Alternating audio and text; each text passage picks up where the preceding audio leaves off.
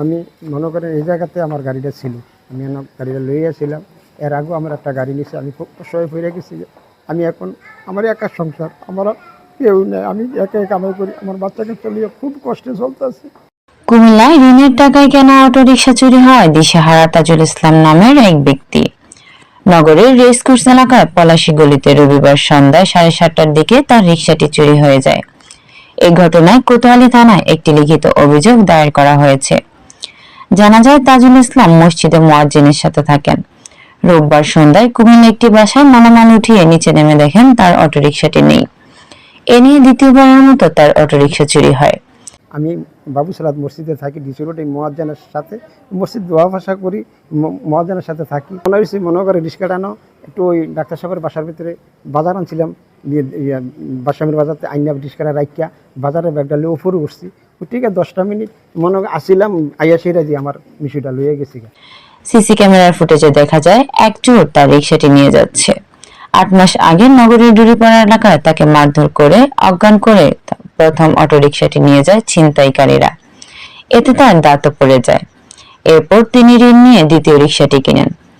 কান্না জড়িত কণ্ঠে তাজুল ইসলাম তাজু বলেন, পরিবার নিয়ে 23 বছর কুমিল্লা নগরীতে থেকেছেন। টানাটানিতে পড়ে তাদের গ্রামের বাড়িতে পাঠিয়ে দিয়েছেন। তিনি আয়ের অবলম্বন হারিয়ে দিশেহারা হয়ে গেছেন। তিনি তার রিকশাটি ফেরত পেতে প্রশাসনের হস্তক্ষেপ কামনা করছেন। 23 বছর ধরে টাউনের আসছিলাম ফ্যামিলি লিয়া, আর যে খরচ সংখ্যা বাইরে যাওয়ার কারণে ফ্যামিলি দেশও ফাটাই দিছি। আমার একা সংসার, আমার কেউ নেই। আমি একা কামাই করি, আমার বাচ্চাকে চলিয়ে খুব কষ্টে চলতেছে। এই আমি যে সামনের দিকে কোনো পথ দেখতাম, একার হতে কামাই করি, আমার দ্বারা সম্ভব না।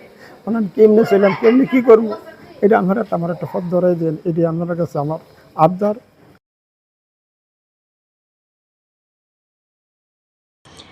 স্থানীয়রা জানান, আমরা তাজুল ইসলামকে দীর্ঘদিন থেকে জানি। তিনি নিরীহ ভালো মানুষ। পরপর 2টি অটোরিকশা চুরি হওয়ায় তিনি অসহায় হয়ে পড়েছেন। তার রিকশাটি উদ্ধার হলে তিনি পরিবার নিয়ে ভালো থাকতে পারবেন। অনেক দিন ধরে থাকে, তার ডাক্তার ফরহাদ সাহেবের সাথে চলাফেরা, ওনার বাসায় করে। একবার তো ওনার দাঁত ভেঙে নিয়ে গেছে। গতকালকে রাত্রে 7:35 উনি বাসায় ঢুকার পরে এই যে চোরটা আইলো, সর্বোচ্চ 15 থেকে 20 মিনিটের মধ্যে গাড়িটা নিয়ে চলে গেল। উনি অনেক গরিব মানুষ, ওনার রিক্সাটা যদি পায় তাহলে উনি অনেক উপকার করবে। হ্যাঁ, এটা তো ডেফিনেটলি তার উপকার হবে, কারণ সে এই রিক্সায় তার উপার্জনের একমাত্র উপায়।